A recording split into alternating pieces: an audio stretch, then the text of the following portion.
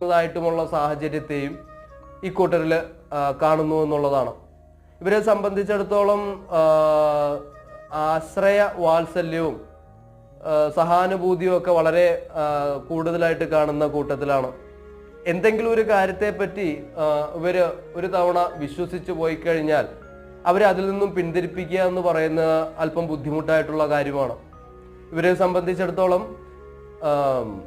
യുക്തിവാദവും പ്രേരണാശക്തിയും ഒന്നും തന്നെ ഇവരുടെ വിശ്വാസബോധത്തിൻ്റെ മുമ്പിൽ ഏൽക്കില്ല എന്നുള്ളതാണ്.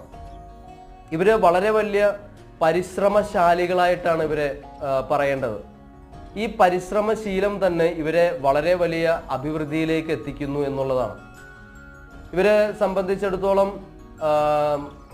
പല തരത്തിലുമായിട്ടുമുള്ള എന്താ പറയുക അറിവ് നേടുവാനും അത് ശാസ്ത്രീയപരമായിട്ടുള്ള